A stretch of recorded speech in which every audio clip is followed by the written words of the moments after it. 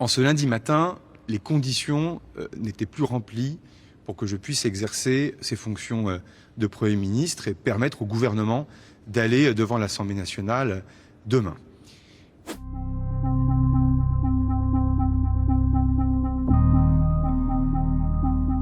Ces formations politiques ont fait mine parfois de ne pas voir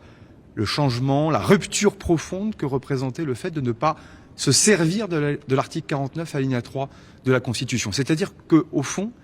il n'y avait plus de prétexte pour une censure préalable. En tout cas,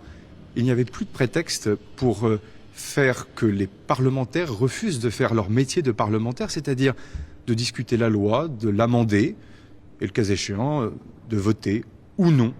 un texte. Et cette rupture, je le dis, elle a été soulignée par un certain nombre d'observateurs, d'acteurs de la vie politique, certains opposants d'ailleurs qui le demandaient historiquement, mais elle n'a pas permis ce choc de se dire on peut faire différemment et on peut construire les choses différemment. Et puis j'en suis arrivé à la conclusion vendredi dernier qu'au fond, le Parlement devait toujours avoir le dernier mot, que l'article 49 alinéa 3 de la Constitution était un moyen de contraindre sa majorité dans l'esprit du constituant, notamment de Michel Debré et du général de Gaulle, et que cela ne servait à rien de donner l'impression que les débats n'iraient pas jusqu'au bout. La troisième des choses, c'est que la composition du gouvernement au sein du socle commun n'a pas été fluide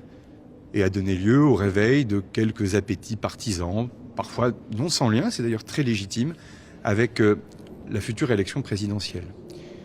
Je le dis, ou je le redis, si ce moment est le moment le plus parlementaire de la Ve République, en aucun cas il faut revoir vivre ici les mauvais moments de la Quatrième République. Et que donc par définition, la construction d'un gouvernement se fait en fonction de la Constitution, sur proposition du Premier ministre, nommé par le Président de la République.